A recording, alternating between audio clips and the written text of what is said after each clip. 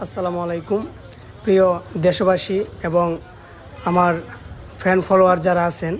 তো আপনারা জানেন যে গতকাল রাতে সখীপুর বিশাল বড় একটি অগ্নিকাণ্ডের ঘটনা ঘটেছে, যেটা সখীপুর বাজারের সাথেই একদম সাথেই কচুয়া রোডে অগ্রণী ব্যাংকের পাশে যে ডালিম ভাইদের যে মার্কেটটি আছে, 4টি দোকানে কিন্তু পুরো একদম ছাই হয়ে গেছে। বর্তমানে আপনাদেরকে আজকে পরের দিনের ঘটনাটি এই মুহূর্তে আপনাদেরকে দেখাচ্ছি যে আসলে পুড়ে যাওয়ার পর মার্কেটে আসলে কতটুকু ক্ষয়ক্ষতি হয়েছে এবং কতটুকু পুড়ে গেছে। আপনারা দেখেন কি ভয়ঙ্কর একটি অগ্নিকাণ্ডের ঘটনা ঘটেছে। আমরা যতটুকু জানতে পারছি, এই দোকানগুলোতে 1 কোটি টাকা মূল্যের মালামাল ছিল এবং সবগুলো মালামাল কিন্তু পুরো একদম বর্তমানে ছাই হয়ে গেছে। ভিডিওতে দেখতেই পাচ্ছেন যে লোকজন কিন্তু দেখার জন্য সারাদিন ভিড় জমাচ্ছে এখানে। প্রিয় দর্শক, এই মুহূর্তে আপনাদেরকে আমি এমন একটি মানুষের সামনে নিয়ে যাব যিনি মানুষের কল্যাণে সবসময় বিপদে আপদে ঝাঁপিয়ে পড়েন। আমরা বিগত আরেকটি পোড়ার ঘটনা, আগুনে মার্কেট পোড়ার ঘটনা আমরা দেখেছি। কচুয়া বাজারে তিনি ঝাঁপিয়ে পড়েছিলেন এবং মানুষের যে সহায়তা তিনি করে থাকেন আমরা বিগত দিনগুলোতে দেখেছি। আমাদের সবার প্রিয় সখীপুরের কাফি ভাই কিন্তু এরকম ঘটনা ঘটলে আমরা দেখতে পাই যে উনি আসলে নিজের জীবনের চিন্তা না করে উনি মানুষের সহায়তায় এগিয়ে আসেন। আমরা এখন সেই সখীপুরের যিনি কাফি ভাই আছেন ওনার সাথে কথা বলবো।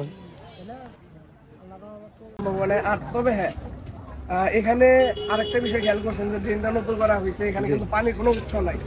ফায়ার সার্ভিসে যারা আসছিল এরা যদি আপনার পানিটা ঠিক মতো পাইতো, আমার মনে হয় যে আগুনটা আরো তাড়াতাড়ি নিবানো সম্ভব হইতো। তাছাড়া আমি আরেকটা সমস্যা হয়ে গেছিল যে আপনার ওই সময় কিন্তু কিছু বন্ধ করে দেওয়া হয়েছিল।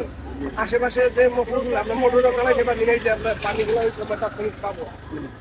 সব মিলিয়ে এতটুকুই মানে করতে পারছি যে সকলের সহযোগিতায় আগুনটা শুধু একটা জায়গায় সীমাবদ্ধতা ছিল। এটা আল্লাহর রহমত করছে, আল্লাহ এর রহমত। তাছাড়া আসলে এখানে আসলে বলার কিছু নেই। জি, ধন্যবাদ কাসিম আমাকে। কাফি ভাইকে অনেক অনেক ধন্যবাদ যে তিনি মানুষের বিপদ আপদে আসলেই ঠিক থাকতে পারেন না, সাহায্যের হাত বাড়িয়ে দেন এবং নিজের জীবনের পরোয়া না করে তিনি সবসময় মানুষকে সাহায্য সহযোগিতা করে থাকেন। এবং সেই ফাঁকে আপনাদেরকে আমি পোড়ার যে অংশগুলো সেগুলো আপনাদেরকে কিছু কিছু করে দেখাচ্ছি। এবং আমরা এখন কথা বলবো সখীপুরের যিনি সবসময় আমাদেরকে খুঁটিনাটি বিষয় সম্পর্কে আমাদেরকে নিউজ দেন, আমাদের শফি মিডিয়া শফি ভাই কিন্তু আমাদেরকে বিভিন্ন তথ্য লাইভে এসে প্রচার করে আমাদেরকে আসলে জানিয়ে দেন। আমরা এখন সেই শফি ভাইয়ের সাথে এই বিষয়ে একটু কথা বলবো যে শফি ভাই আসলে এই বিষয় সম্পর্কে কতটুকু জানেন। আসসালামু আলাইকুম সম্মানিত ভিউয়ার্স, আপনাদের এতক্ষণ যে ভিডিওটা আমি দেখালাম, গতকাল রাত্রে যে অগ্নিকাণ্ডের ঘটনা ঘটেছে সখীপুর উপজেলায় সখীপুর স্ট্যান্ড থেকে কচুয়া রোডে ডালিম ভাইদের যে মার্কেটটা পুড়ে গিয়েছে, এটা আসলে কিভাবে ঘটনাটি ঘটেছে এখন আমরা আমাদের সখীপুরের শফি মিডিয়ার যিনি স্বত্বাধিকারী আমাদের সবার প্রিয় শফি ভাই, ওনার মাধ্যমে আমরা কিছু তথ্য আমরা জানবো আসলে কিভাবে অগ্নিকাণ্ড ঘটনা ঘটলো। আপনি যদি আমাদেরকে একটু বলতেন। সম্মানিত দর্শক মণ্ডলী, আসসালামু আলাইকুম রহমতুল্লাহ। গতকালকে যে ঘটনাটি ঘটেছে অত্যন্ত মর্মাহত, সখীপুরবাসী মর্মাহত, আমরা অনেক মর্মাহত। ডালিম, লতিফ এরা খুবই আমাদের খুব কাছের মানুষ। এরা তিনটি ভাই সখীপুরের মধ্যে একটি নাম করা, এরা তিনজনই বিশিষ্ট খেলোয়াড়, কৃতি খেলোয়াড়। ডালিম আমার বন্ধু এবং তার সাথে আমরা সবসময় আমরা খেলাধুলা করেছি। গতকালকে যে ঘটনাটা ঘটেছে অত্যন্ত আমাদের খুবই খারাপ লেগেছে যে এখানে 4টি দোকান পড়েছে, এই 4টি দোকানে একটি সুতাও কেউ বের করতে পারেনি।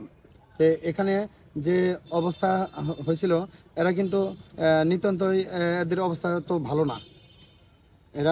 এর বাবা মুক্তিযোদ্ধা, কিন্তু মাঝখানে এর বাবা কোনো ভাতা টাতা পায় নাই, কিন্তু এদের পরিবারটা অনেক বড়, কিন্তু এরা এত স্বাবলম্বী নয়। কিন্তু এদের মার্কেটে ডান পাশে বিল্ডিং আছে, বাম পাশে বিল্ডিং আছে, এরা কিন্তু মার্কেটটা বিল্ডিং করতে পারেনি। এই গতকালকে যে আগুনটা ধরেছিল প্রায় 8টার দিক দিয়ে আগুন ধরেছিল, প্রায় 2 ঘন্টা পর্যন্ত আগুনে পড়েছে, সবকিছু ছাই হয়ে গেছে। কিন্তু ডান পাশে আগুন ধরলে আরো ক্ষতি হতো, এবং বাম পাশে যে বিল্ডিংটা ছিল ডান পাশে যে বিল্ডিংটা ছিল মার্কেন্টাইল ব্যাংকের আগে ডাচ বাংলা ব্যাংক, এবং ওখানে ফ্রিজের দোকান আছে, ওই বিল্ডিংটার মধ্যে আগুন ধরলে বিল্ডিংটা কিন্তু প্রচন্ড তাপ হয়েছিল, প্রচন্ড, মানে আমার মনে হয় যে মেসের কাঠিটা যদি কেউ টাচ করতো অমনি আগুন জ্বলতো, এরকম হিট হয়েছিল। ওই বিল্ডিংটার যদি আগুন ধরতো আরও বেশি ক্ষতি হতো। এবং যে পুরো পাশে একটি টিনের একটা দোকান ছিল, ওই টিনের দোকানে সমস্ত মাল সামানা বের করেছিল, প্রায় 30-35 লাখ টাকার মতো মাল সামানা বের করে ফেলেছিল। ওইটার মধ্যে যদি আগুন ধরতো তাহলে কিন্তু ক্ষতি হতো। তো সখীপুরে যে ফায়ার সার্ভিস এসেছিল, ফায়ার সার্ভিসটি আরেকটু ভালো হলে, আরেকটু পানি বেশিরভাগ থাকলে হয়তো এরা অনেক মাল সামান বের করতে পারতো, কিন্তু তারপরেও তারা এসেছে, যে এইটুকুই তো আমাদের অনেক কিছু।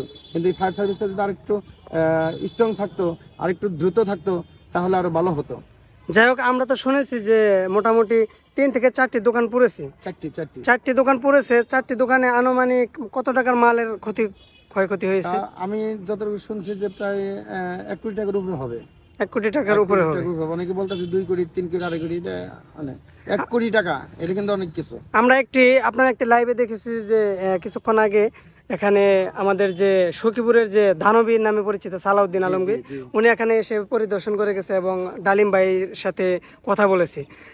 উনি এখানে কি কোনো দান টান করে গেছেন, না আপনি কতটুকু জানেন? দান করে জানাই, কিন্তু মানে ঘোষণা দিয়ে গেছে, তাদের সাথে দেখা গেলে হয়তো টাকা দিবে, কিছু ওদের অর্থ দিক দিয়ে সহযোগিতা করবে সালাউদ্দিন আলমগীর। যাই হোক, আপনাকে অনেক অনেক ধন্যবাদ। ভালো থাকবেন, সুস্থ থাকবেন, এবং আপনার সখীপুরে সবসময় আপনার মাধ্যমে আমরা যেন নিউজ পাই, সেই আশা ব্যক্ত করে আজকের মতো বিদায় নিচ্ছি। আপনিও ভালো থাকবেন। আপনার মিডিয়াকে অনেক অনেক ধন্যবাদ। আপনার মিডিয়াটা আমি দেখি, মিডিয়ার জন্য শুভকামনা রইল। আল্লাহ হাফেজ।